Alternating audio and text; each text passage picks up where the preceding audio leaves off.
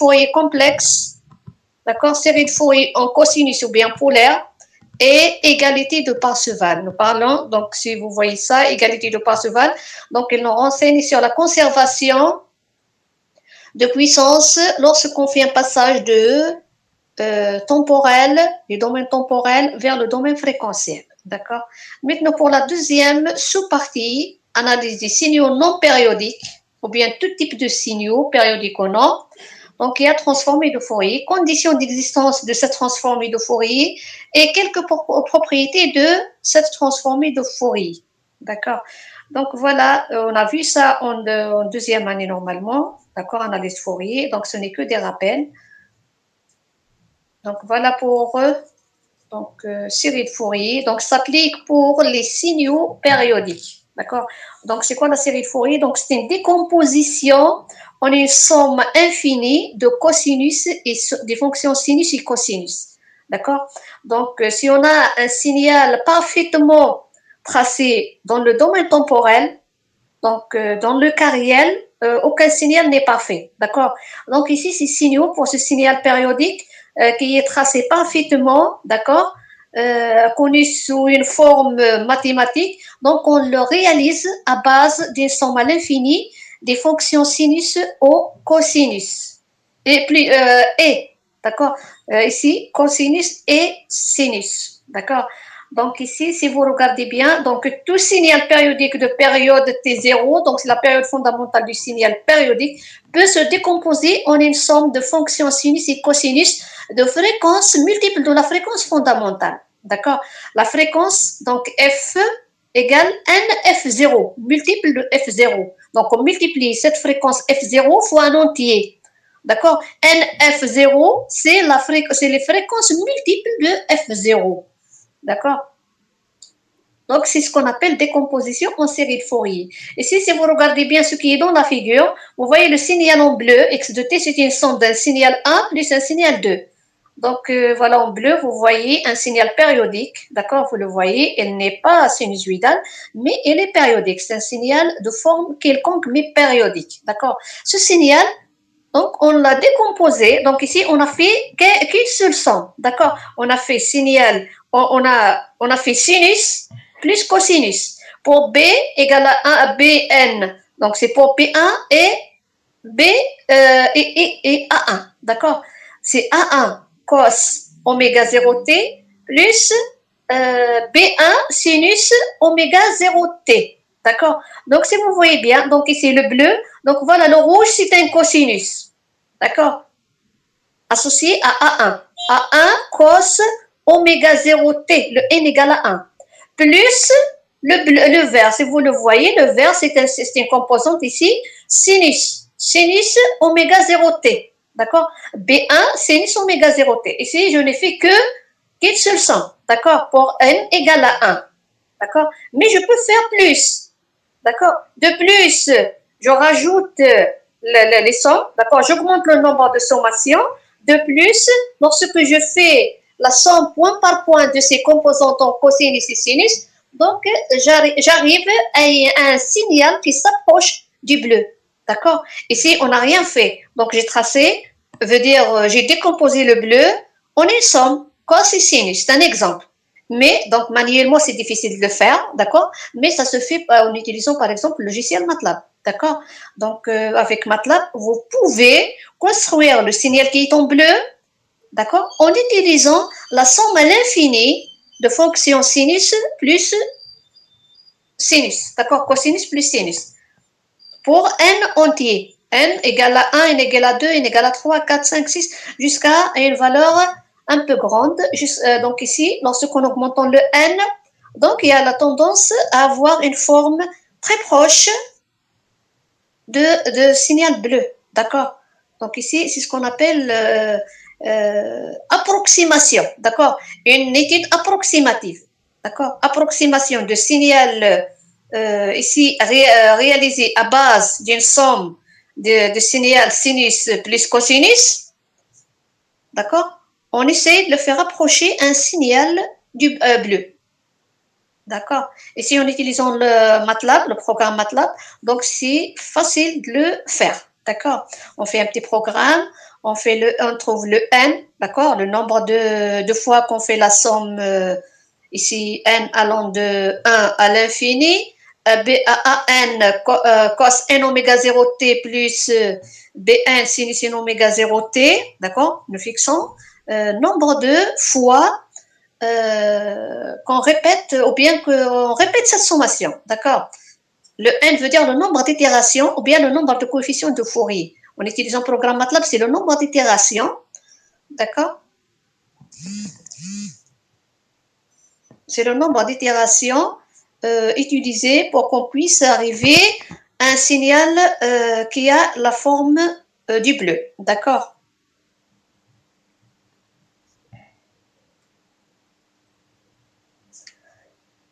Maintenant, voilà, donc c'est un exemple d'un signal quelconque périodique, veut dire de forme ici périodique, mais de forme quelconque. Elle n'est pas sinusoïdale, elle n'est pas, donc tout dépend. Ici, de plus en augmentant le n, de plus il y a ici une forme approchée du bleu, d'accord?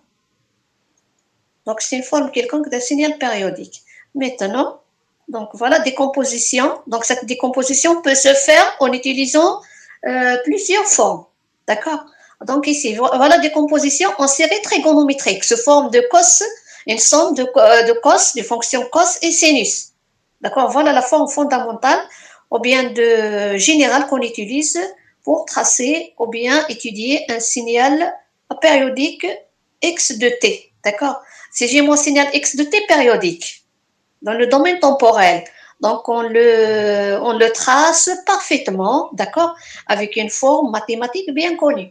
Mais je peux le tracer, d'accord, autrement en utilisant une somme à l'infini des fonctions cosinus. D'accord?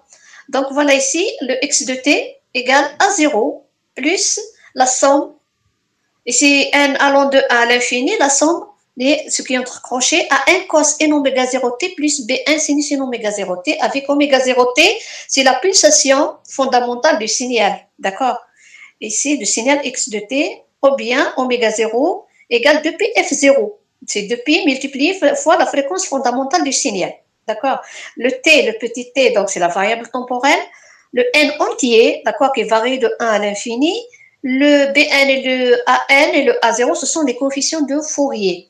Voilà, donc juste en bas, on identifie ici ces trois paramètres, d'accord? Le A0, donc c'est la moyenne, d'accord? Le A0, c'est ce qu'on appelle la moyenne du signal x de t. C'est la moyenne ou bien la composante continue, d'accord? Pour n égale à 0, d'accord? Pour n égale à 0, donc ici, voilà, pour n égale à 0, j'ai cos 0 plus, j'ai A0 cos 0 plus B0 sinus 0. Le sinus 0, il est nul, fois B0, c'est 0, ça reste A0. Ici, cos 0, c'est 1. Donc, c'est A0, c'est la moyenne du signal. D'accord? Et la moyenne se calcule sur une période, d'accord? Sur une période du signal, comme c'est un signal périodique, donc on calcule sa moyenne sur une période.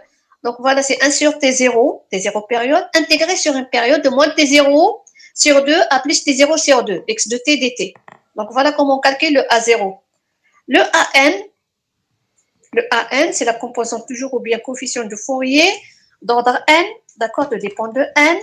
Donc ici, voilà donc cette notation avec laquelle on calcule le AN égale à 2 sur T0, toujours intégré, donc c'est un calcul intégral, intégré sur une période de moins T0 sur 2 à plus T0 sur 2. De x de t multiplié fois le terme cos n oméga 0 t dt. De même manière, je calcule le Bn, sauf ici, je multiplie le signal x de t fois un sinus n oméga 0 t dt. D'accord? Toujours, je calcule. Donc ici, ces trois composantes, d'accord, se calculent. On utilise ici une forme intégrale. Et cette intégrale se fait sur une période. D'accord? Maintenant, le A0, on a dit, pour n égale à 0, c'est la moyenne. Maintenant, il y a des conditions ici pour le calcul de AN et A0, plutôt et BN. Donc maintenant, c'est n égale à 1. C'est n égale à 1. Donc j'aurai quoi si vous essayez de vous mettre sur la première forme ou bien la première notation x de t qui est égale à 0, la somme n allant de 1 à l'infini pour n égale à 1. Donc j'aurai quoi? C'est A1 cos oméga 0t plus B1 sinus oméga 0t. D'accord? Et si tout dépend, qu'est-ce qu'on a dit la dernière fois? On a dit que tout signal réel peut être s'écrit sous forme de deux composantes paires et impaires. D'accord? C'est une somme de composantes paires et impaires. Donc le signal peut être pair, ou bien impair, ou bien ni pair ni impair. D'accord? Donc ici, pour qu'on puisse faire cette étude d'un tel signal périodique, nous regardons est-ce que notre signal est pair ou bien impair. D'accord? Donc ici, pour n égale à 1, on a dit c'est A1 cos oméga 0t plus B1 sinus oméga 0t. D'accord? Donc ici, vous voyez le sinus est impair, le cos est pair. D'accord? Et si vous regardez bien, A1 cos oméga 0t, le n égale à 1, ou bien B1 sinus oméga 0t. Donc on appelle cette composante pour n égale à 1 la composante fondamentale du signal. D'accord? C'est le signal que vous manipulez au TP d'électronique. D'accord? Donc je trace, ici j'attaque par exemple mon système par un signal sinusoïdal. Voilà ce que je reçois à la sortie. D'accord? Donc ici voilà A1 cos oméga 0t. D'accord? Ou bien B1 sinus oméga 0t. D'accord? Soit un signal cosinusoïdal ou bien sinusoïdal. C'est ce qu'on appelle, pour n égale à 1, c'est ce qu'on appelle composante fondamentale. D'accord? Donc j'ai composante ici continue ou bien moyenne. D'accord? C'est le A0. Pour n égale à 1, on aura quoi? Composante fondamentale du signal x de t. Maintenant, si n est différent de 1, c'est le n est différent de 1. Donc, c'est ce qu'on appelle les harmoniques, d'accord? Les harmoniques du signal x de t, d'accord? De fréquence multiple de f0, d'accord? C'est n égale à 2, n égale à 3, n égale à 4, n égale à 5, et ainsi de suite. C'est ce qu'on appelle harmonique du signal x de t. Donc, un signal réel, lorsqu'on le décompose en série de Fourier, donc on aura trois composantes. Il y a moyenne du signal, c'est le A0. Il y a la composante fondamentale pour n égale à 1. Il y a les harmoniques. D'accord? Pour n différent de 1 ou bien supérieur de 1, donc on a les harmoniques du signal. D'accord? Donc voilà. Maintenant, on a parlé de la parité du signal. Ici, si le x de t est pair, d'accord? Ici, c'est la fonction x de t ou bien signal est pair. Donc ici, le Bn est nul. D'accord? Le Bn est nul. Si le signal x de t ou bien la fonction x de t est impair, le An et le A0 sont nuls. D'accord? Le An en général, quel que soit n entier. Donc ici, elle est nulle. D'accord? Donc ici, si le signal est pair, je calcule uniquement la moyenne A0 et le An. D'accord? Et le Bn, il est nul. Bn. Si le signal est impair, c'est le contraire. Le A0 et le AN sont nuls. Je calcule uniquement la composante BN. D'accord? C'est tout ce qu'on a fait en deuxième année licence. D'accord? En théorie de signal. Maintenant, ça c'est la décomposition, la première forme de décomposition, ici, trigonométrique. D'accord? Maintenant, décomposition complexe.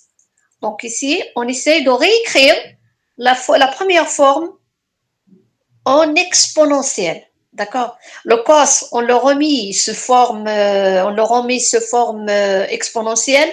Le sinus, on le remet sous forme aussi exponentielle. D'accord? Donc voilà, ici, si nous utilisons la relation de l'heure, donc voilà, cos de t égale expo g de gt plus expo moins gt sur 2. D'accord? Ici, le j ou bien le i. D'accord? Je peux mettre ici expo it ou bien gt. Plus expo moins gt sur 2. Ça, c'est la forme de cosinus. Maintenant, pour la forme de sinus,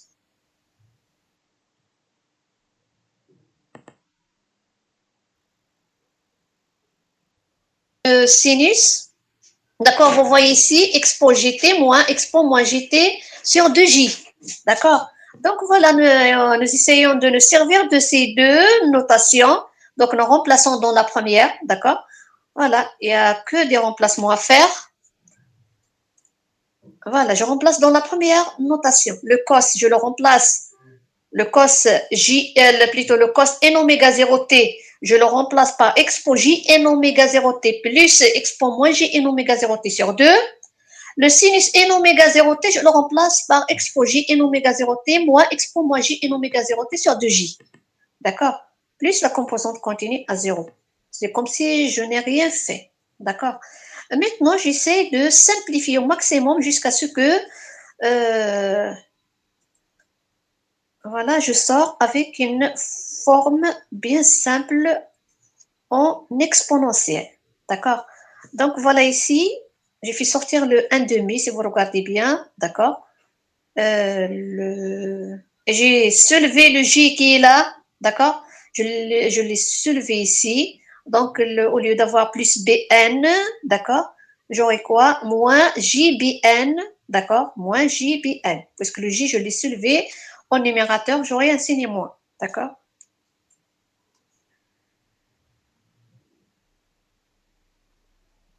Voilà. Attendez. Et voilà, donc ici, le x de t égale à 0. Donc, c'est comme la première forme. Plus le 1 demi, donc c'est ce qui est entre crochets, d'accord? Ce qui est là. Le 2 qui est au dénominateur, je l'ai fait sortir en dehors de la sommation, d'accord? Donc, voilà, j'ai ici ça. Donc, ce qui est associé à l'expo plus j'ai un oméga 0t. J'ai le AN, j'ai le moins JBN, d'accord? Voilà, expo plus j'ai un oméga 0t et ici, j'ai exposé un oméga 0t. Je le fais sortir. Donc, ce qui reste ici, c'est le AN, il est là. Ici, je vous ai dit, je soulevé le J qui est au dénominateur, il devient ici moins J, JBN, d'accord? Moins JBN, voilà l'expo qui est en facteur, expo J en oméga 0t. Plus, maintenant pour l'expo moins J en oméga 0t, voilà, je l'ai fait sortir, d'accord? Comme facteur, donc je garde ici, j'ai le AN associé à expo moins JN oméga 0t, il est là, d'accord? Et ici, comme j'ai ici le signe moins, déjà, le moins il est là, le moins il est là, donc ça va devenir plus, JBN, d'accord? Donc voilà, j'ai arrangé les choses en utilisant donc une factorisation d'expo Gn oméga 0t moins Gn oméga 0t. Maintenant, si vous regardez bien, pour rendre la somme un peu simplifiée, donc, je parle de la parité du signal. D'accord? Et c'est pour un signal pair. J'aurai le A moins N, indice. D'accord? A indice moins N, c'est le AN. D'accord? Et pour un pair, j'ai B indice moins N égale moins BN. Et c'est pour faire des simplifications. D'accord? Donc, on pose le CN, d'accord? Un facteur, plutôt ici, ce qu'on appelle une autre composante, d'accord, ici, Cn égale à An moins JB1 sur 2. Vous voyez ici, donc c'est un complexe, d'accord, un nombre complexe, une composante complexe, An moins JB1 sur 2 égale à Cn, d'accord. Ici, si le n est positif, d'accord. Maintenant, j'ai le C moins n, C moins n.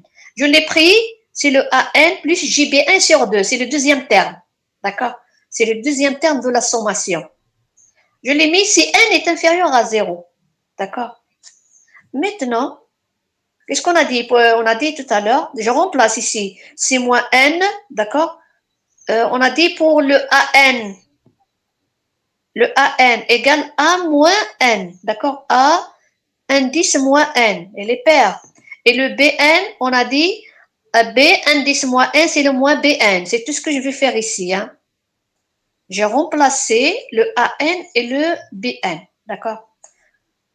J'ai inversé le signe de n. On a dit pour n inférieur à 0. Au lieu de prendre n allant de 1 à l'infini, j'ai pris moins n allant de 1 à plus l'infini. Tout de suite, je remets le n allant de moins 1 à moins l'infini. Je distribue le moins. D'accord?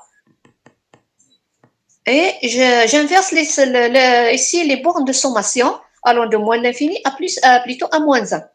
D'accord? Donc voilà ici. Le deuxième terme de la sommation, c'est 1 demi A indice moins n plus J B indice moins n expo. Celui-là, elle va devenir comment? Moins J moins n, d'accord? J'ai oublié ici le moins n. Hein. Voilà, et oméga 0t.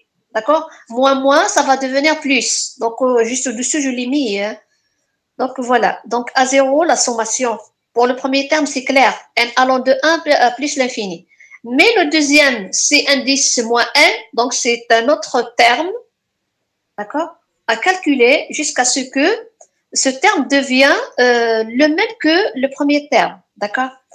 Donc voilà ici, si vous regardez bien, A indice moins n est redevenu AN. Pourquoi? Puisqu'ici, le AN, il est pair. Et B indice moins n est redevenu moins BN. Pourquoi? Puisqu'ici, le BN est impair. Donc voilà, j'ai arrangé les choses. Expo, ici j'ai le moins J. Le N, c'est tout à l'heure, normalement, elle est moins N. Hein, je l'ai oublié. C'est une erreur de saisie. D'accord? Donc c'est expo plus JN oméga 0T. Voilà, tout est devenu ici, tout est réglé, d'accord. Maintenant, avec moins n allant de 1 plus l'infini, d'accord. Maintenant, voilà, j'ai tout arrangé, d'accord. Ici, n allant de moins 1 à moins l'infini, mais la sommation finale, voilà, au lieu ici de partir de moins 1 à moins l'infini, non plus, donc je pars ici de moins l'infini à moins 1, d'accord. Voilà, j'ai remis cette sommation avec des bornes allant de moins l'infini à moins 1. Voilà, ici, j'ai tout arrangé. Si vous regardez bien, donc les deux termes sont égaux. D'accord? Les deux termes sont égaux. Alors, AN plus, ou bien AN moins JBN sur 2, on a dit que c'est CN. D'accord? C'est CN. Donc, tout de suite, voilà, j'ai la composante continue au point 0. J'ai le deuxième terme et c'est les bornes de sommation n allant de 1 plus l'infini. Le deuxième terme, n allant de moins l'infini à moins 1, mais ça reste toujours pour le même terme, si vous regardez bien. 1 demi fois 1 n moins jb1, le tout fois expo jn oméga 0t. C'est le même terme qui est côté droit, d'accord. Donc voilà ici, tout de suite, alors on peut écrire une forme simple de la décomposition. J'ai deux termes, d'accord. De n allant de 1 plus l'infini, l'autre de moins l'infini à 1, et j'ai une composante à 0. Donc j'essaie de prendre un terme simple avec des bornes allant de moins l'infini à plus l'infini. J'ai la composante continue dedans, j'ai le terme ici, ou bien les bornes n allant de 1 plus l'infini, ensuite n allant de moins l'infini à moins 1. Ou bien, j'ai de moins l'infini à moins 1, plus la composante 0, plus ici une sommation n allant de 1 à plus l'infini. D'accord. Donc, je prends cette notation la plus simple, d'accord. X de t, voilà, elle est redevenue en exponentielle avec des bornes de sommation n allant de moins 1 à plus l'infini.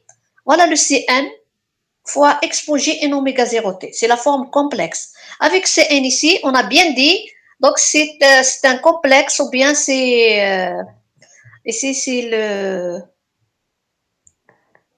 ici c'est le ce qu'on appelle c'est un terme complexe composé de AN moins JBN, d'accord, sur 2. C'est le coefficient de Fourier complexe, d'accord. Donc voilà. Je peux le calculer en utilisant une forme intégrale, d'accord, aussi. Je le calcule en utilisant une forme intégrale sur une période égale 1 sur t0, intégré sur une période, le signal x de t temporel, multiplié fois le terme expo moins j n oméga 0 t dt. D'accord. Ici, le terme, comme le Cn est complexe, donc il a un module et quoi?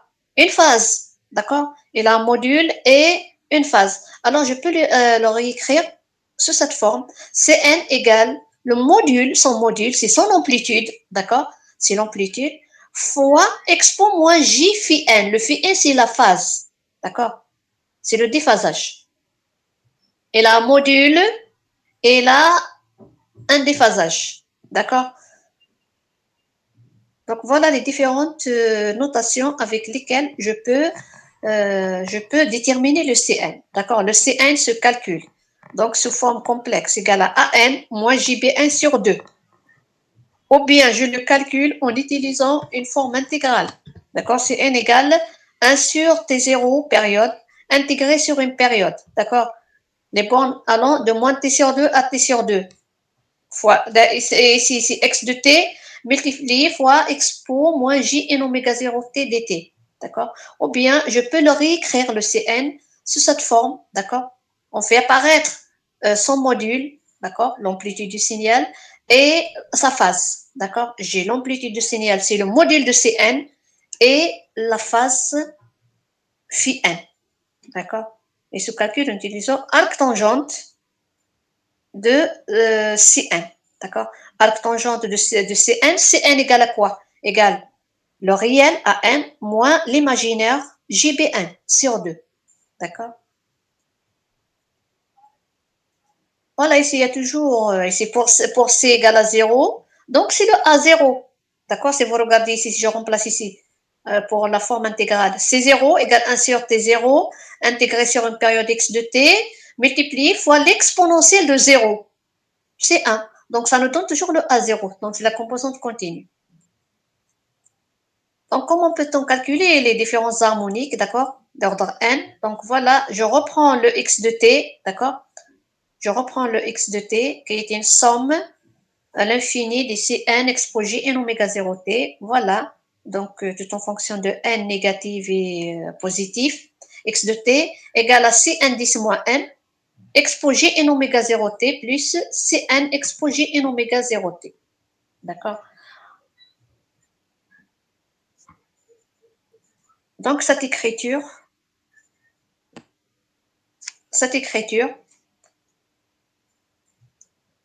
attendez, voilà, j'ai ici je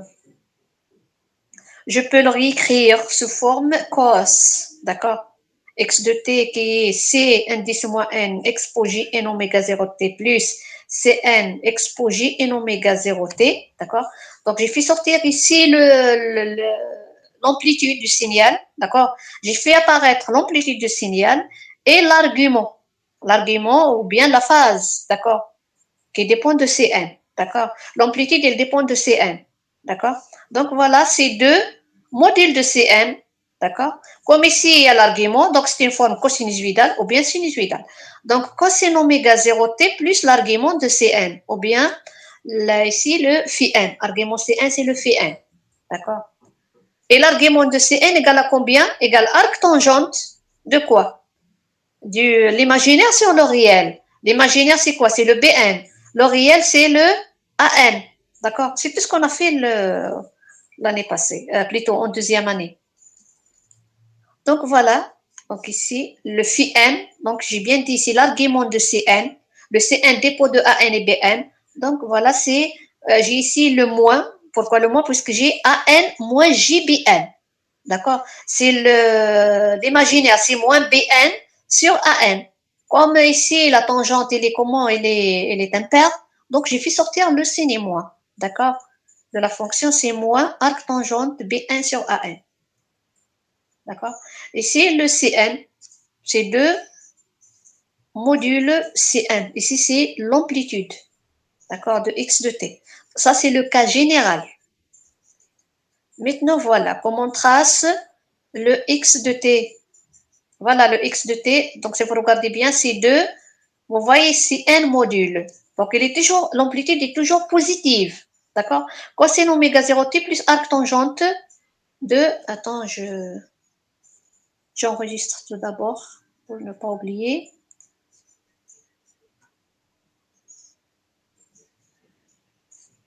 Voilà. Voilà, si vous regardez bien. Donc, ici, voilà le signal. C'est 2Cn. Donc, c'est la forme ici générale de x de t. D'accord? En utilisant la forme complexe.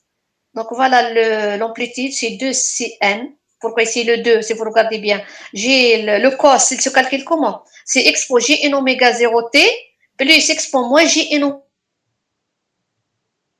oméga 0t sur 2. Comme ici, il n'y a pas de multiplié fois 2, j'ai divisé par 2. C'est comme si j'ai rien fait. Donc voilà, le 2 qui est en haut, donc il existe. Le 2 qui est en bas, donc il est devenu cos. D'accord? Voilà, donc ici, mon signal, si vous regardez bien, cos n oméga t plus argument de Cn. Donc, si vous regardez bien le cos, il est comment? Donc, ici, il est comment?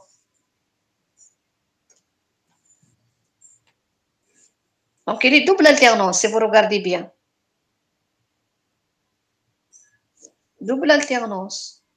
Pourquoi? Puisqu'ici, l'amplitude, il est comment? Il est tout le temps positif. Il n'y a pas de négatif. D'accord? C'est le module. D'accord? Donc, il est double alternance. Donc, maintenant, c'est mon signal x de t. Maintenant, ça, c'est dans le domaine temporel. D'accord? Maintenant, pour l'analyse dans le domaine fréquentiel, donc, on essaie de nous baser sur la composante Cn et l'argument. D'accord? Voilà, le module.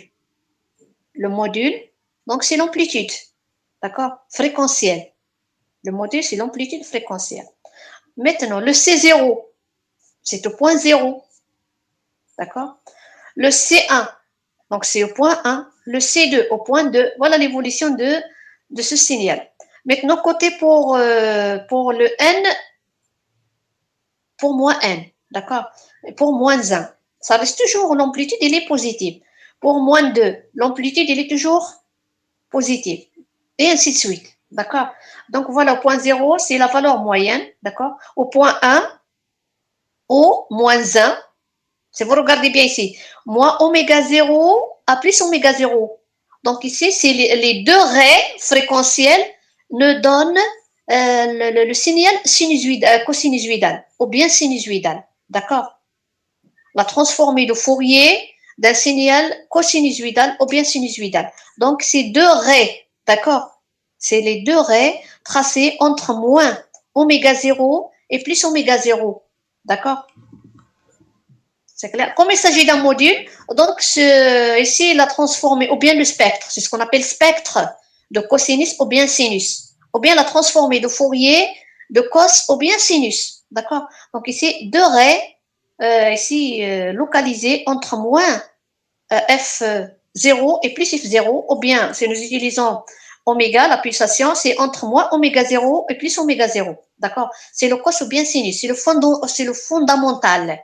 D'accord? Maintenant, pour n est différent de 1 ou bien moins 1, donc ici on module, l'amplitude en module, donc ce sont les harmoniques du signal x de t. D'accord? Ce sont les harmoniques. Avec ici une fréquence multiple de la fréquence fondamentale. D'accord? La fréquence de ces harmoniques, donc c'est le multiple de la fréquence du fondamental. D'accord?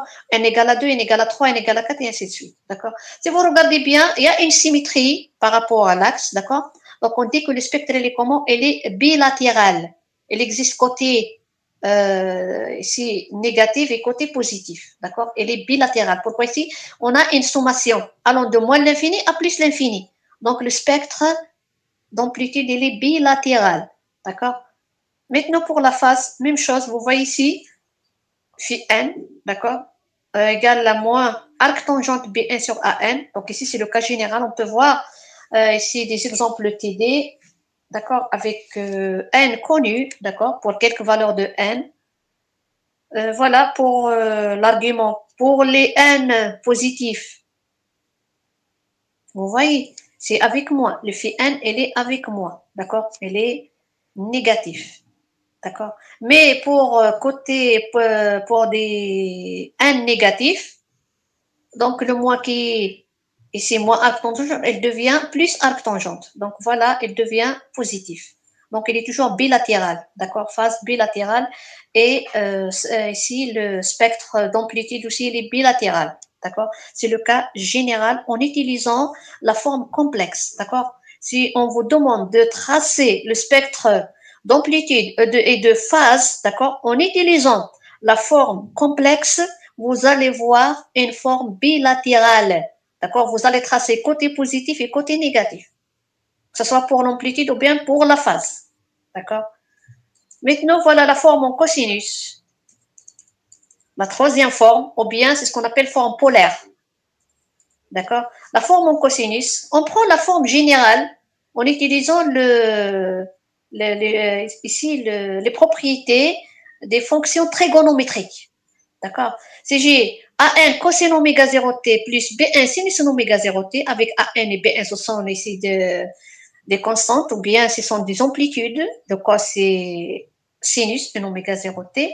Maintenant, comment je peux réécrire cette notation autrement en utilisant une seule fonction, d'accord, qui se répète en utilisant la sommation. Donc voilà, qu'est-ce que j'ai fait ici? Si vous utilisez les propriétés des fonctions trigonométriques, donc prochainement, j'essaie de vous envoyer un formulaire qui comprend toutes les propriétés des fonctions trigonométriques, d'accord? Voilà, la chia ou la douane, comme ce formulaire. Donc voilà ici, on essaie de prendre la forme générale, on fait sortir l'amplitude globale, d'accord? Qui est quoi? Qui est ici le module, d'accord, je l'appelle AN, le module de AN, qui est quoi, qui est l'intégral, plutôt la racine carrée de AN carré plus BN carré, d'accord. Ça c'est l'amplitude globale à indice N, d'accord. Donc j'ai ça. Donc qu'est-ce que j'ai fait ici pour la sommation Lola? Donc j'ai pris le AN carré plus BN carré sans racine. Je l'ai fait sortir de la première sommation, d'accord? Ou bien de ce terme-là. J'ai mis entre crochets, d'accord? Le A1, je l'ai divisé par cette composante, racine, multiplié fois cosine oméga 0t, c'est comme si j'ai rien fait. Plus le B1 associé à sinus, d'accord? Divisé par le terme qui est en dehors des crochets. D'accord? C'est comme si j'ai rien fait. Alors, si vous regardez bien, j'ai cosine oméga 0t fois un terme et j'ai sinus oméga 0t fois un terme. Donc ici, c'est comme si j'ai une propriété des fonctions trigonométriques, d'accord? Somme, j'ai par exemple le cos A plus B égale à combien? Ou bien sinus A plus B, ou bien cos A moins B, qu'est-ce que ça donne? D'accord? Alors, j'ai cos fois un terme, j'ai sinus fois un terme. J'essaie de remettre ces deux termes soit en cosinus ou sinus. D'accord? Alors, j'ai pris le premier, je l'ai mis cos. D'accord? Je l'ai mis cos phi n. D'accord? Cos phi n. Le deuxième, je l'ai mis sinus phi n. D'accord? Alors, cos phi n égale quoi? AN sur la racine carrée, AN carré plus BN carré. Le sinus phi n égale BN sur la racine carrée AN plus BN carré. D'accord? J'ai cos phi n, cos n oméga 0t, plus sinus phi n, sinus n oméga 0t. Alors, cette écriture, c'est quoi? C'est cos, quoi? C'est cos n oméga 0t moins phi n. D'accord? Ici, si vous voyez ce qui est encadré en rouge, j'ai mis cos n de pi f0. Ici, 2 pi f0, c'est le oméga 0. D'accord? N oméga 0t moins phi n. A n. D'accord? Donc, c'est une sommation. Pourquoi j'ai mis ici sommation?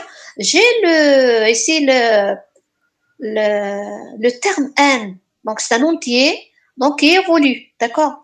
En traçant, ou bien, voilà, en traçant le x de t tout en fonction de n. D'accord?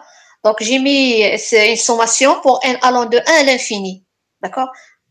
À n cos n oméga 0t moins phi n. Donc ici, tu dis, bon, je développe cette sommation tout en fonction de n. D'accord? C'est égal à quoi? Égal à A1 cos de pi f0t moins phi 1 plus A2 cos et 4 pi f0t moins phi 2 et ainsi de suite. D'accord? Donc voilà, x de t. Donc ici, c'est une autre forme qu'on appelle forme cosinus ou bien polaire. X de t égale à A0, la composante continue, plus la somme n allant de 1 à l'infini, à n cos n oméga 0t, avec oméga 0 égale 2 pi f0, d'accord, t moins phi n. D'accord, le phi n, je vous ai dit, égale quoi? Le phi n, c'est arc tangente. Donc, si je vous demande de calculer le phi n, tangente de phi n, qu'est-ce que vous allez faire? Égale sinus phi n, d'accord, sur cosinus phi n. Le sinus en là, c'est bn sur racine carrée de terme an carré plus bn carré. Le cos phi n, c'est le an sur la racine carrée an carré plus bn carré. D'accord? Tout de suite, vous calculez que vaut la tangente de phi n. D'accord? La tangente de phi n égale à quoi? Égale à bn sur an. Alors, phi n égale à quoi? L'argument de phi n égale à quoi? C'est arc tangente. Donc, c'est tangente moins 1 de b1 sur an. D'accord.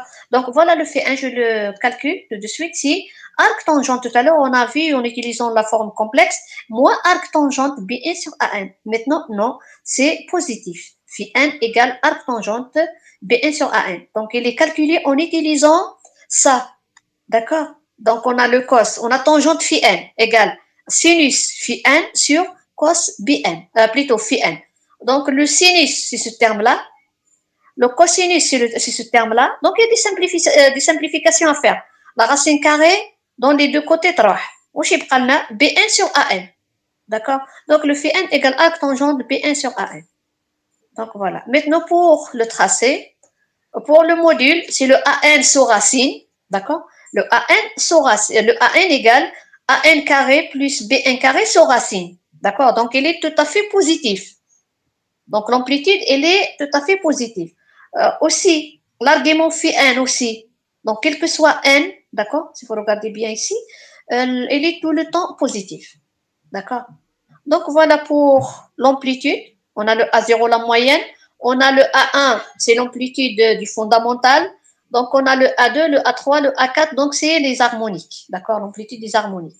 Ou bien le spectre ici du signal tracé en utilisant ici la forme cosinus ou bien polaire. Ici, on ne peut pas tracer côté négatif, d'accord. Donc, c'est un spectre unilatéral d'amplitude, d'accord. L'amplitude, il est tout à fait positive, il est sous racine, d'accord, de deux termes A1 et B1 carré, d'accord. Donc, il est tout à fait positif, l'amplitude.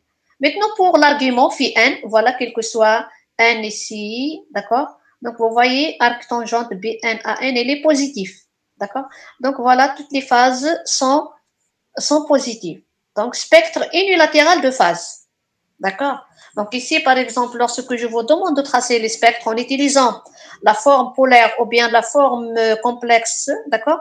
Donc, vous utilisez ici ces amplitudes. À N, voilà comment il se calcule. L'argument fait N, voilà comment il se calcule. D'accord. Et vous faites le tracé des deux spectres unilatéral. Voilà un exemple ici. Avant d'aller à ça, donc on a, attendez, ici, relation de Parseval. On a parlé de relation de Parseval, donc c'est quoi? Donc ici, ils nous renseignent sur quoi? Ou bien quel est l'énoncé de cette relation? D'accord. Ici, la relation de Parseval montre qu'il y a conservation, d'accord. On parle de la conservation de puissance, d'accord. Comme il est périodique, les signaux sont périodiques. Ici, la série de Fourier s'applique pour les signaux périodiques. Donc ici, on parle de conservation de puissance, d'accord. Lorsqu'on fait un passage du temporel, du domaine temporel au domaine fréquentiel, nous regardons la puissance, comment il est, d'accord. Ici, il y a conservation de puissance lorsqu'on fait, et c'est lorsqu'on passe d'une représentation temporelle à une représentation fréquentielle. Donc, voilà la notation ici mathématique avec laquelle nous calculons la puissance, d'accord, côté temporel et côté fréquentiel, d'accord. P, c'est la puissance égale à quoi dans le domaine temporel? C'est 1 sur T0 intégré sur une période, d'accord, x de t, signal temporel, carré, module d'AO, dt. Vous calculez sa puissance. Ensuite, vous calculez la sommation ici pour ici le coefficient de Fourier complexe, c'est 1 carré au module. Vous allez trouver la même valeur, d'accord. Vous allez trouver la même valeur en utilisant la sommation ici de coefficient de Fourier ou bien de module de Cn carré et égale la même valeur dans le domaine temporel. D'accord. C'est ce qu'on appelle conservation de puissance lorsqu'on fait un passage du temporel au fréquentiel. D'accord. Donc, la puissance est tout à fait conservée. Maintenant, voilà, on fait ici un exemple. D'accord. Fonction créneau, un signal rectangulaire, d'accord, périodique, de période t, d'accord, de 0 à t0. Donc, c'est la période, il se répète d'un pas t0. Donc, x de t, une fonction bien signal créneau périodique pair.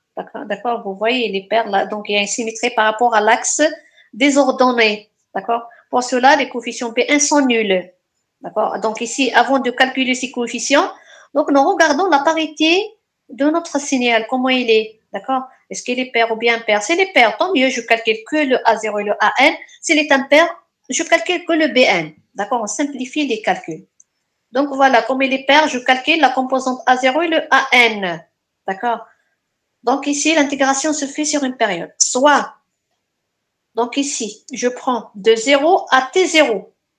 D'accord? Ou bien ici, j'ai pris de T sur 2 à plus T sur 2. D'accord? Si vous regardez ici, j'ai moins T0 sur 4, T0 sur 4.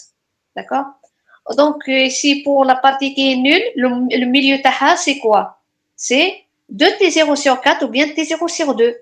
Côté négatif, même chose. Le milieu de ce qui est nul ici, de la partie du signal qui est nul. Donc ici, vous voyez, c'est moins T0 sur 2. Donc ici, de moins T0 sur 2 à moins T0 sur 4, le signal est nul. De T0 sur 4 à plus T0 sur 2, le signal est nul. Alors oui, donc nous réduisons les bornes d'intégration sur moins T0 sur 4 à T0 sur 4. Ou bien, je prends la période de 0 à T0.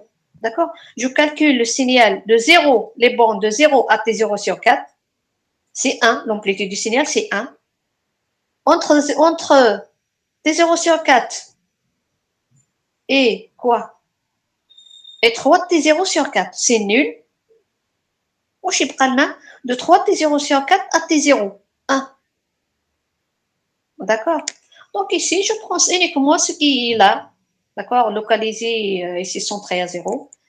Donc voilà, c'est 1 sur T0, intégré sur moins T0 sur 4 à T0 sur 4. Donc ici, il vaut combien l'amplitude? C'est 1, d'accord? J'ai oublié de mettre ici 1, l'amplitude c'est 1, dt. Donc vous calculez cette intégrale simple, il vaut combien? Donc après les calculs, j'ai trouvé 0,5, d'accord? Donc la moyenne de ce signal égale à 0,5.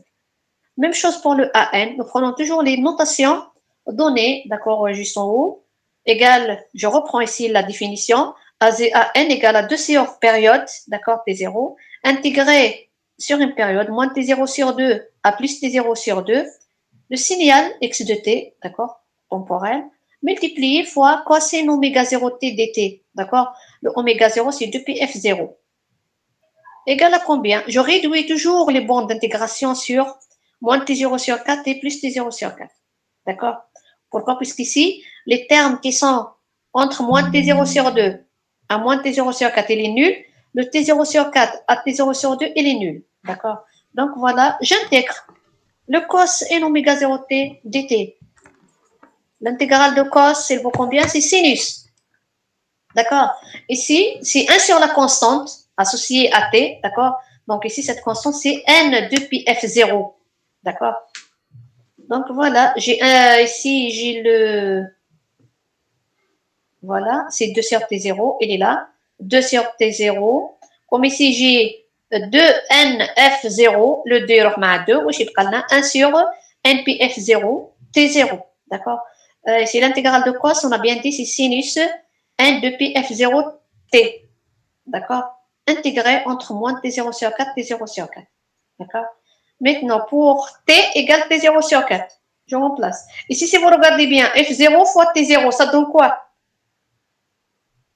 Le T0, c'est quoi? C'est 1 sur F0. D'accord?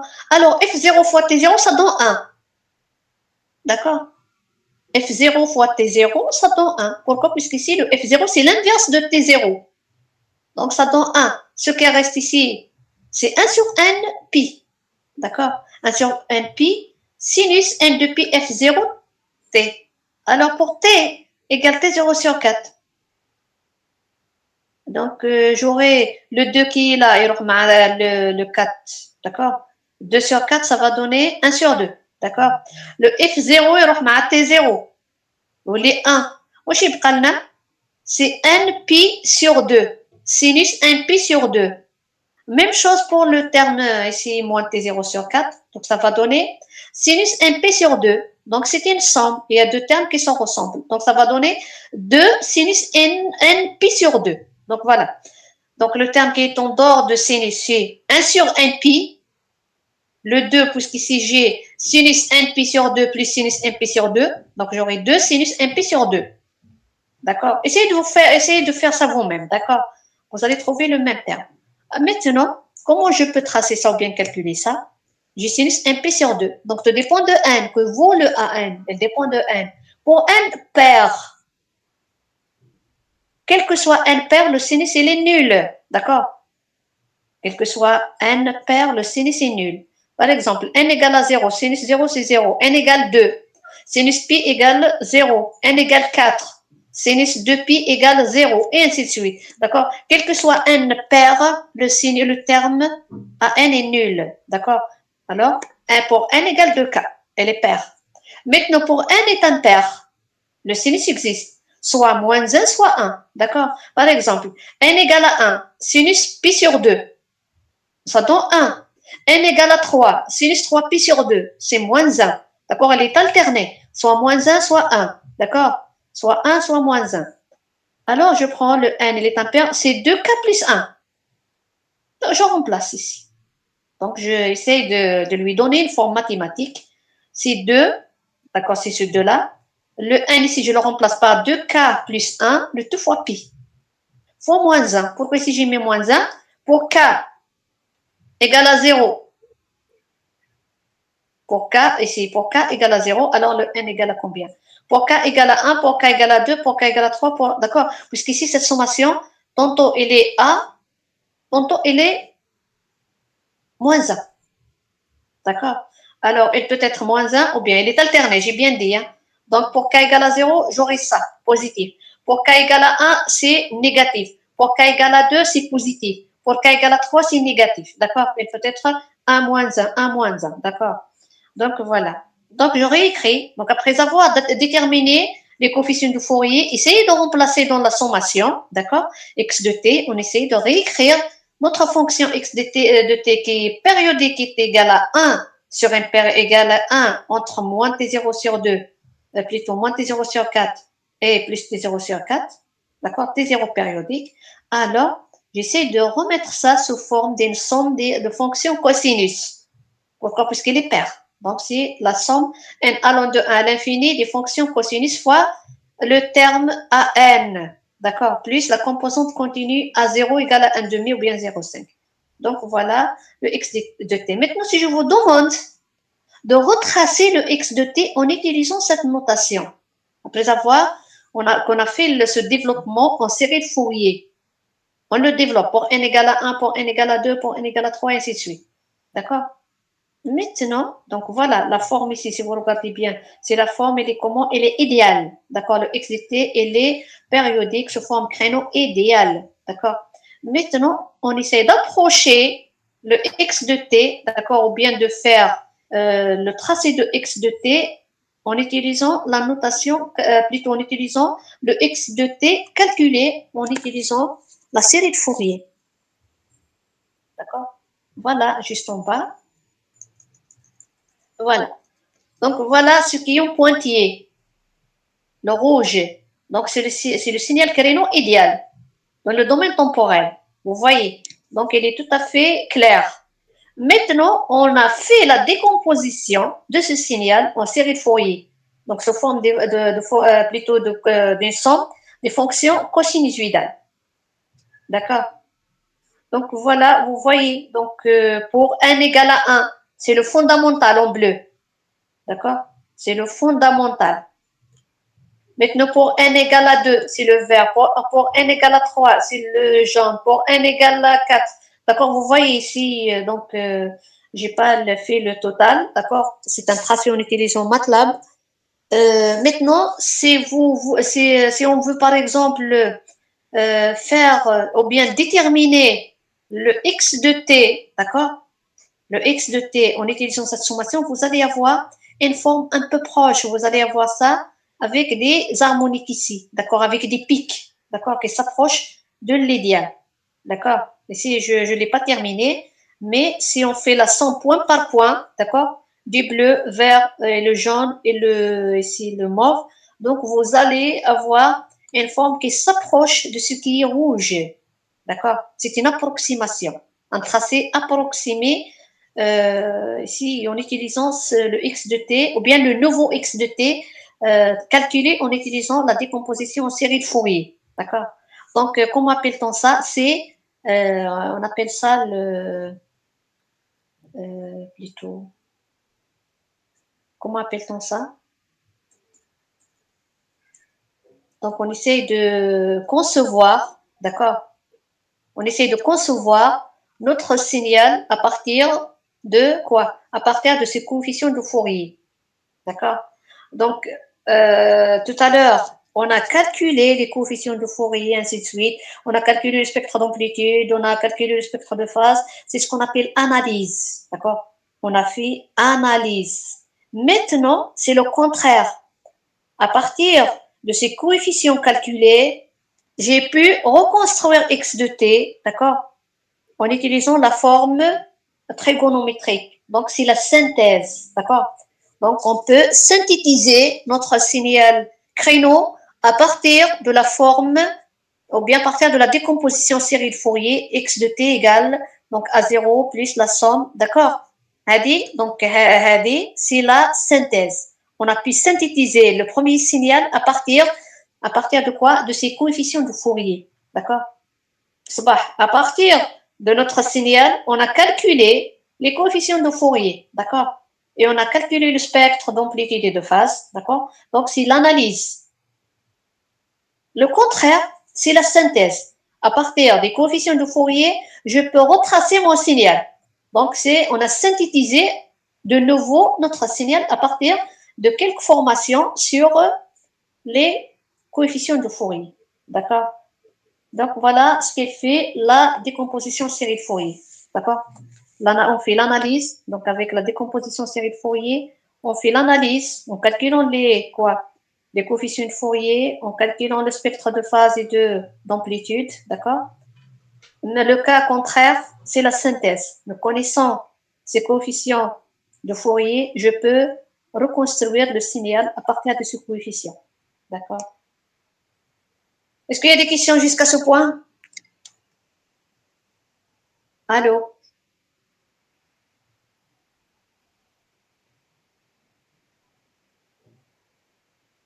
Allô, vous êtes là?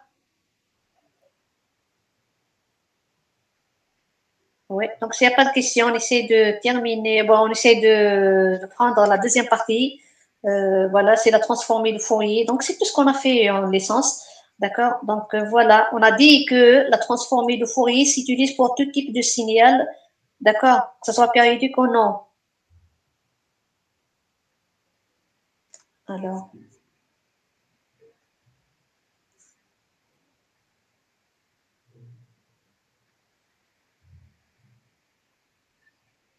la dernière étape, l'exemple. Boufella. Boufella. Allô. La dernière étape de l'exemple, voilà. Cette étape,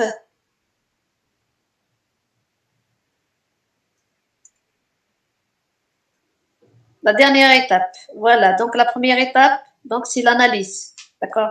Donc, on a calculé les coefficients de Fourier. On a déterminé la parité de notre signal. Le signal, on l'a trouvé pair, puisqu'il y a symétrie par rapport à l'axe des ordonnées. Alors, on a calculé le A0 et le AN. Après avoir calculé le A0, le A et le AN, on est obligé de réécrire notre fonction, d'accord, sous cette forme décomposée en série de Fourier, d'accord, tout le temps. Vous calculez les coefficients de Fourier tout de suite, vous remplacez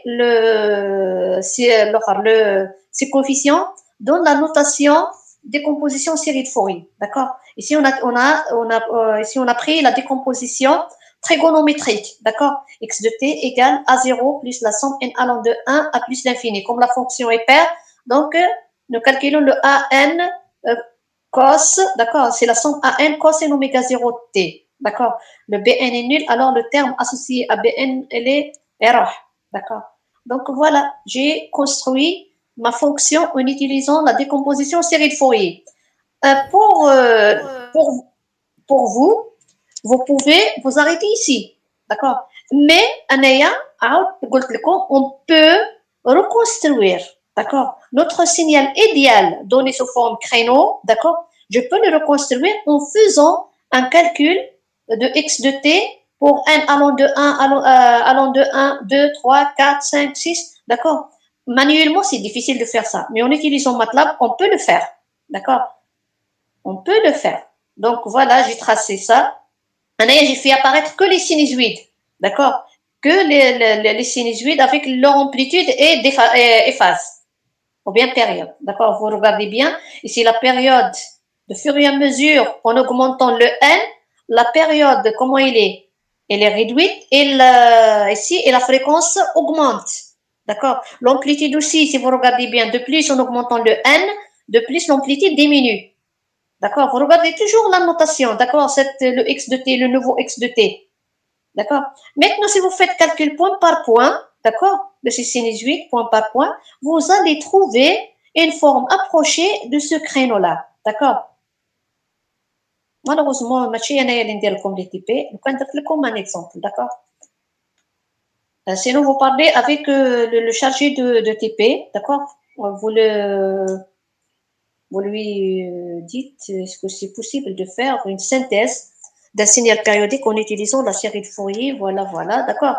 En connaissant que les informations c'est ces coefficients de Fourier, comment peut-on reconstruire le signal à partir de ces coefficients, d'accord. Donc c'est tout un petit programme à faire et vous donne un exemple, d'accord, d'un signal périodique. Vous calculez les coefficients, ensuite à partir de ces coefficients, vous reconstruisez le signal périodique, d'accord. Ici, c'est un exemple. Est-ce que c'est clair, Raya Bouffel, Oui, madame, c'est clair. Bouffel, hein? Sinon, vous le demandez au chargé de TP, d'accord? C'est votre droit, d'accord? Sinon, prochainement, j'essaie de ramener mon PC, d'accord? Et je vous fais l'exemple juste dans la salle. غدوة إذا ما نسيتش نجيب لكم البيسي تاعي, d'accord? Alors, maintenant, passons à la deuxième partie, d'accord? C'est la transformée de Fourier. Et voilà. Pour la transformée de Fourier, soit nous passons directement à partir de ces tracés, d'accord? Vous pouvez tout de suite comprendre de quoi il s'agit. Donc voilà, sans parler de ce qui est en haut, donc c'est littéral, d'accord? Maintenant, je parle de ça. Donc, je vous ai dit la dernière fois, ou bien l'année passée, l'année en licence et tout, donc on a parlé que la transformée de Fourier s'applique pour les signaux non périodiques. D'accord? Ou bien on peut passer d'un signal périodique, d'accord? Ou bien de la série de Fourier à la transformée de Fourier. Comment peut-on faire ça? Alors, je prends un signal périodique. Si vous regardez bien, donc c'est des impulsions. Vous regardez un signal ici, il est comment? C'est des impulsions ou bien des formes rectangulaires, d'accord? Périodiques. De largeur, il est assez petite, d'accord? Donc, on a parlé que le spectre d'un signal périodique, il est comment? On a fait tout à l'heure, on a dit que c'est des raies. Tout à l'heure, on a calculé le spectre d'amplitude et le spectre de phase. On a vu que ça, ce n'est que des raies fréquentielles. D'accord? C'est des raies. D'accord? C'est des raies fréquentielles. Il n'est pas continu. Il y a une valeur, d'accord? Il y a une valeur de l'amplitude pour une fréquence telle. D'accord? C'est le même cas ici. Vous voyez un signal périodique. Voilà son spectre. D'accord? Voilà son spectre. Et là, ici, un lobe principal. D'accord? Et des lobes secondaires qui s'atténuent au fur et à mesure dans le domaine fréquentiel. D'accord? C'est ce qu'on appelle des fréquences multiples. D'accord? Ici, elle est donnée sous forme des raies. D'accord? Ici, le spectre d'amplitude est donné sous forme des raies. Il n'y a que des impulsions en rouge. D'accord? On appelle ça ici un spectre en raie. C'est R-A-I-E. D'accord? Une raie spectrale ou bien fréquentielle. Maintenant, de plus en plus, en augmentant quoi? En augmentant la période. Vous voyez ici, la période, elle est petite. La période, c'est le temps qui sépare une impulsion de l'autre, ou bien un rectangle de l'autre. D'accord? Vous voyez? Donc, il est petite. Maintenant, si vous regardez le deuxième cas, on a augmenté un peu la période, la distance entre un recte et l'autre. Vous voyez? On a augmenté un peu. Vous voyez le côté rouge? Vous voyez ici, les fréquences, elles se serrent un peu entre elles. D'accord? Vous voyez? Les fréquences se serrent. D'accord? Et si de plus la période augmente, la fréquence diminue, côté fréquentiel. D'accord? La fréquence diminue. Maintenant, en augmentant encore la période, en augmentant la période, de plus la période est assez grande, de plus, si vous regardez bien ce qui est le troisième cas, vous voyez comment il est? Elle est tout à fait compacte. D'accord? Vous voyez, les fréquences sont tout à fait serrées. D'accord? Vous voyez? Un spectre continu. Vous voyez? Les fréquences n'apparaissent pas. D'accord? Elle est devenue continue. D'accord? De plus en augmentant, ça reste toujours continu.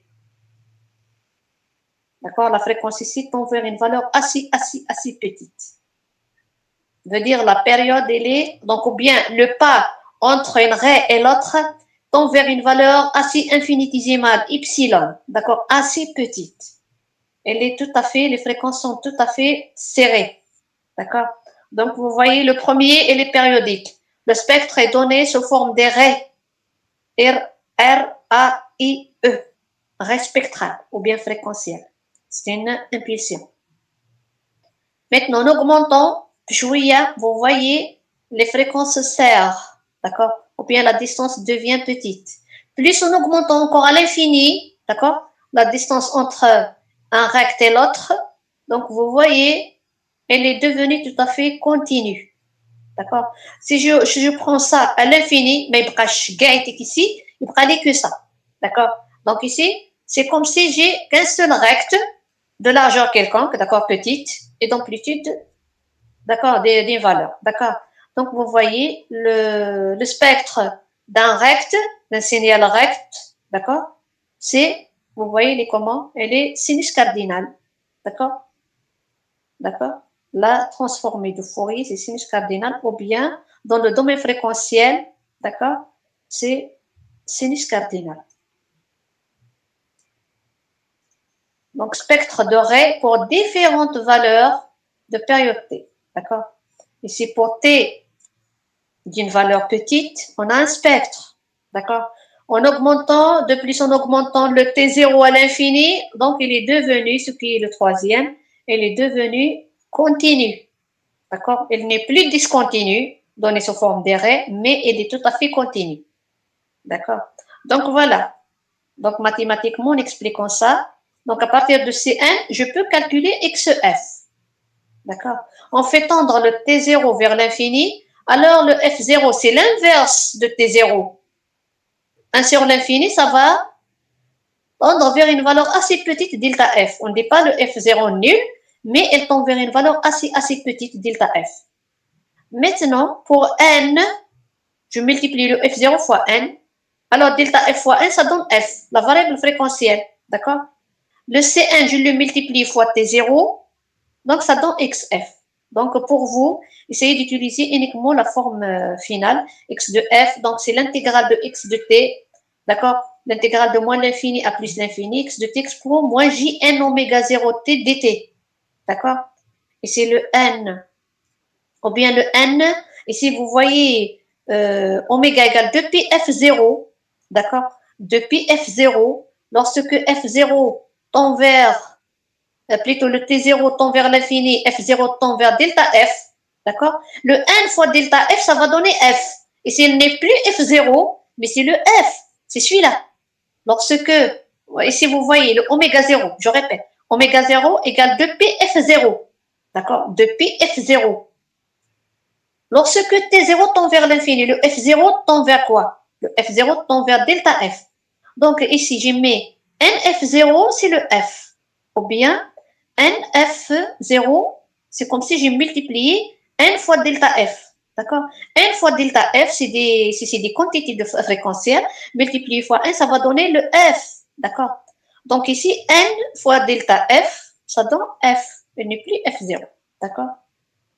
Donc voilà, avec celle-ci, vous calculez. Et la transformée de Fourier inverse, x de f, x de t, toujours intégrer ici l'intégrale à l'infini, d'accord.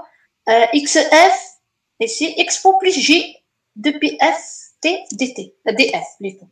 Donc, ces notations, normalement, vous les connaissez, d'accord. Voilà, je pars. Voilà, donc ici, les notations. Voilà, on notera la transformée de Fourier de x de t et son inverse. XF, c'est la TF de x de t. Voilà la notation avec laquelle vous pouvez calculer ça. Égale la TF de x de t égale l'intégrale de moins l'infini à plus l'infini x de t expo moins j n, plutôt expo moins j de pi ft dt. D'accord. Et x de t, l'inverse, égale tf moins 1 de xf égale toujours une forme intégrale de xf expo plus j de pi ft df. D'accord. Maintenant, ici, la TF se calcule, on a bien dit, pour les signaux non périodiques. Donc, ce sont les signaux à énergie finie. D'accord. Un signal non périodique, c'est un signal donc à énergie finie, dont la puissance tend vers zéro. D'accord. Donc, voilà pour les conditions d'existence de la TF. Il faut que le signal soit à énergie finie. D'accord. Tout à l'heure, on a parlé d'un signal périodique. On parle de puissance moyenne finie. Maintenant, pour les signaux non périodiques, d'accord, pour lesquels on calcule la TF, donc on travaille avec des signaux à énergie finie, d'accord. Pour que la TF existe, il faut que le signal soit à énergie finie, absolument intégrable, d'accord. Donc, si tu as énergie finie, donc l'intégrale existe. Nous calculons l'énergie, existe une valeur, d'accord. Donc voilà, je vous donne un exemple, ou bien ici pour un signal périodique. La dernière fois, je vous ai parlé la TF d'un signal périodique. Nous pouvons calculer la TF d'un signal périodique en se servant de sa décomposition en série de Fourier. D'accord. Donc ici, tout à l'heure, on a vu les spectres de Ré. Donc, Dyname le signal de décomposition d'un signal périodique. Donc, en faisant tendre le T, la période à l'infini, donc, on est arrivé à un signal, quoi, non périodique de spectre continu. Donc, voilà. Donc, ici, voilà comment on calcule la TF d'un signal périodique. Donc, x de t, il est périodique. Donc, à partir de sa décomposition en série de Fourier complexe, donc voilà, la TF de x de t, c'est x de t expo moins j de p ft dt. Donc, normalement. Maintenant, le x de t, je le remplace par sa décomposition en série de Fourier. D'accord. Voilà, le x de t, il est là. Je le remplace par somme n allant de moins l'infini à plus l'infini, c'est n expo j n oméga 0 t. Il est là, je l'ai remplacé. Hein. Donc, l'intégrale d'une somme fois le terme de Fourier, expo moins j de pi ft dt. D'accord. Voilà, donc ici, je fais sortir comme le Cn ici, je l'ai fait sortir, donc il est une constante, d'accord. Je le fais sortir de l'intégrale. J'intègre, j'ai expo j n oméga de pf0t et expo moins j de pi ft dt. Ici, la variable, c'est quoi? C'est le t, d'accord. Donc voilà, c'est l'expo, j'ai mis sur l'exponentiel. Moi, j'ai depuis, j'ai fait sortir le t comme facteur, au chibralna, f moins n f0 dt. J'intègre ça. C'est quoi? Donc ici, c'est un peiné de Dirac. D'accord. C'est un peiné de Dirac. Ou bien c'est pour les... Ici, le Dirac décalé de NF. Ou bien peiné de Dirac. Ici, vous regardez le C1. Il faut qu'on le calcule. D'accord. Ici, pour n égale à 0. J'aurai quoi? Cn, ici Cn, delta F. C'est l'impulsion de Dirac à l'origine. Pour n égale à 1. Donc ici, c'est décalé de 1. C'est pour n égale à 2, décalé de 2. Donc on trace un spectre de, ici plutôt d'amplitude, ici décalé de F0. D'accord. Ou plutôt la période fréquentielle, c'est F0. Donc le résultat correspond à quoi? Un spectre de Ré. D'accord. Tout dépend de C1. D'accord. Ici, j'ai parlé ici d'un cas général pour un signal périodique. Je n'ai pas identifié mon signal. Est-ce que c'est un signal sinusoïdal? Est-ce que c'est un signal rectangulaire périodique, triangulaire périodique, et ainsi de suite. Donc, c'est la forme générale d'un signal périodique. Et c'est pour que pour que vous puissiez calculer la TF tau, donc on calcule tout d'abord le C1. Mais le deuxième terme, c'est delta F moins N F0, reste toujours le même. Ici, ce qui diffère, c'est le CN. D'accord. C'est le C1. Donc ici, la TF, il faut calculer le C1. Si vous calculez le C1, tant mieux, je remplace. D'accord. Donc ici, c'est un spectre de Ré. Vous voyez, c'est des impulsions de Dirac. D'accord? Delta F moins NF0, c'est des impulsions de Dirac décalées de NF ou bien un penny de Dirac dont l'amplitude ici diffère de N à un autre. D'accord? Le C0, le C1, le C2, le C3, il n'est plus le même. D'accord? Ça dépend ici du signal périodique. Alors, on a bien dit, la TF d'un signal périodique, c'est un spectre de raies. Je l'ai mis ici en jaune. Hein. Donc, c'est des raies, c'est des impulsions. Elle est discontinue. Maintenant, pour un signal plutôt non périodique, voilà, j'ai donné un signal ici de forme rectangulaire, d'accord? Ici, elle est à énergie finie, d'accord? Elle est limitée dans le temps, d'accord? C'est un signal dont sa période tend vers l'infini, d'accord? Comme elle est limitée dans le temps, donc elle est de période à l'infini. On va y rester sur grand T. Le grand T ici, c'est là quoi? C'est la largeur. Calculer sa TF. Alors, on identifie mathématiquement ici ce recte. X de t égale à quoi? Égale à 1 pour t, elle est entre moins largeur CR2 à plus largeur CR2, t. D'accord? Maintenant, je calcule sa TF. La TF de ce signal égale quoi? C'est XF égale l'intégrale de moins l'infini à plus l'infini. De quoi? De signal X de t qui est recte de t, d'accord, sur largeur, fois le terme de Fourier expo moins j depuis ft dt. D'accord? Donc voilà, ici, j'ai remplacé. Ici, on n'intègre pas de moins l'infini à plus l'infini. Pourquoi ici? Mon signal ici, il est limité dans l'intervalle moins t sur 2 à t sur 2. Donc, je réduis les bandes d'intégration sur cet intervalle. Moins t sur 2 à plus t sur 2. Expo, donc ici, l'amplitude dans cet intervalle égale à 1. D'accord? Fois le terme de Fourier, expo moins j depuis ft dt. D'accord? Maintenant, j'intègre cette exponentielle. La variable, c'est t, d'accord? Ici, l'intégrale de l'expo moins jt égale à quoi? Égale à moins 1 sur j. D'accord? Ou bien j alpha t égale à moins 1 sur j alpha expo moins j alpha t. D'accord? Ici, la constante, c'est quoi? C'est moins j depuis f. D'accord? La variable, c'est t. Donc voilà, ici, j'ai mis moins 1 sur j depuis f fois l'expo moins j depuis ft, intégré entre moins t sur 2 à t sur 2. Donc voilà, je remplace le t par plus t sur 2, ensuite moins t sur 2. Donc voilà, j'ai quoi? J'ai quoi? J'ai expo pour t sur 2, d'accord, pour plus t sur 2. Je remplace le petit t, d'accord, la variable petit t par largeur sur 2, d'accord, grand t sur 2.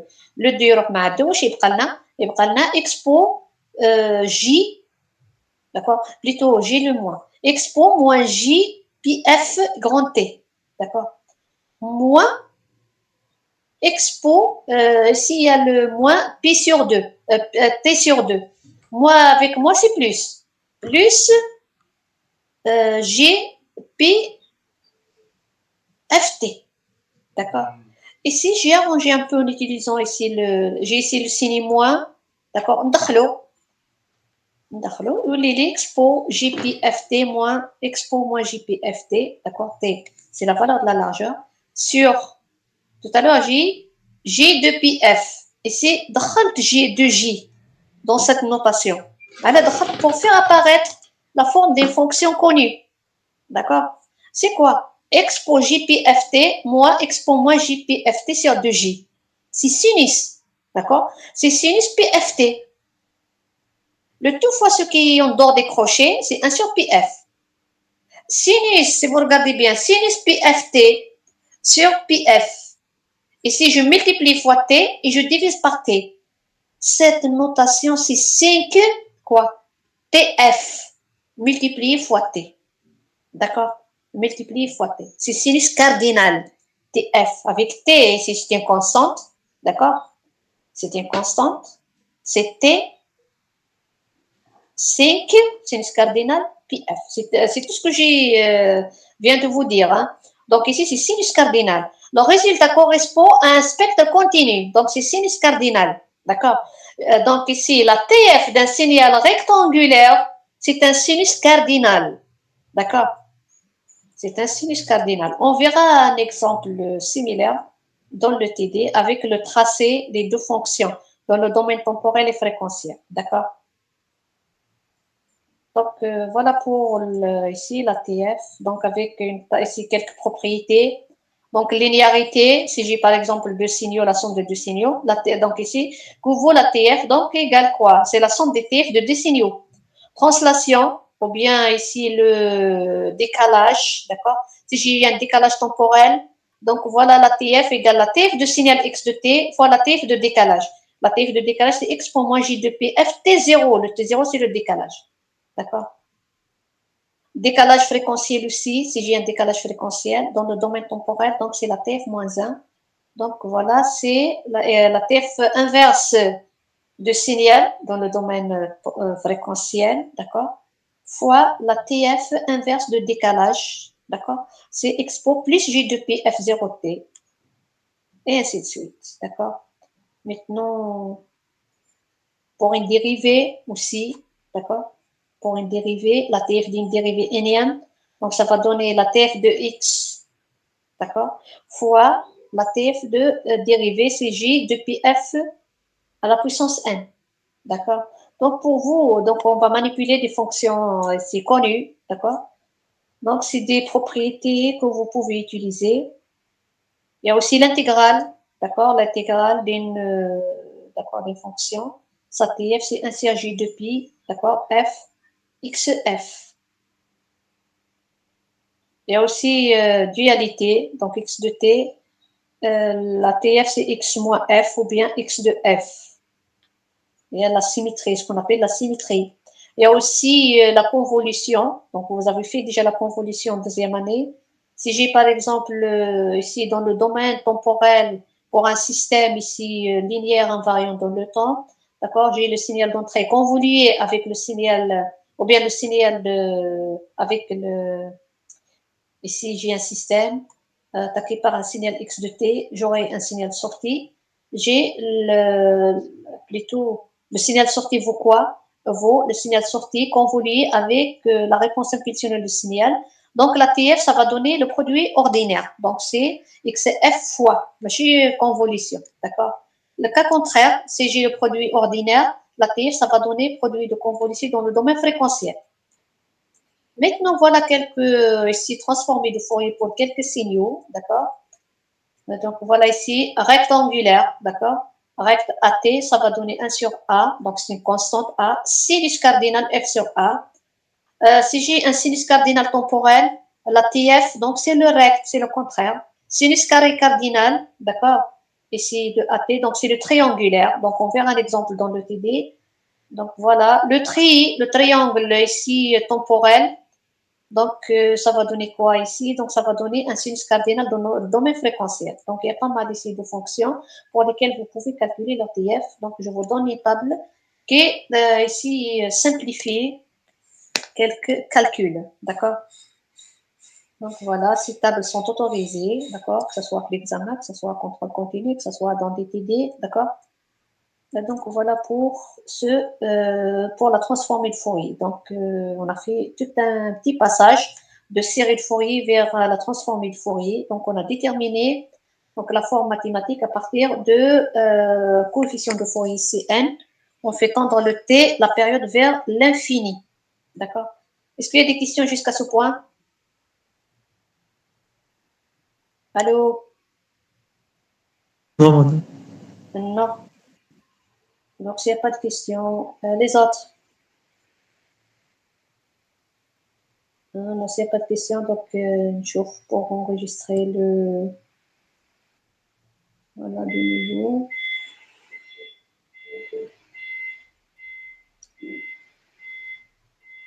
Attendez. Alors, Bofella. Donc, j'essaie de faire l'appel. Bofella, Mansab. présent, madame. Bofella, il est là. Oui, madame, je suis présent. Myriami, Ahmed. Bacha. Présente. El Khaloufi. Bouchrit. Présent, madame. Oui. Khaled. Graba. Présent, madame. Haddad. Ben Présent, Nassaf. madame. Ben Nassaf. Présent. Chaya. Chaya Haddad. قالت لك présente, madame, les messages. Voilà, c'est bon. Donc, s'il n'y a pas de questions, je vous libère. On se verra demain, Inch'Allah. D'accord? Si vous avez des questions, n'hésitez pas à les poser demain. D'accord? Madame, خلو فيه présent تاني. Khalofi, oui. Ouais. Oui. Donc, si vous n'avez pas de questions, on termine. Et on a dit demain, Inch'Allah. D'accord?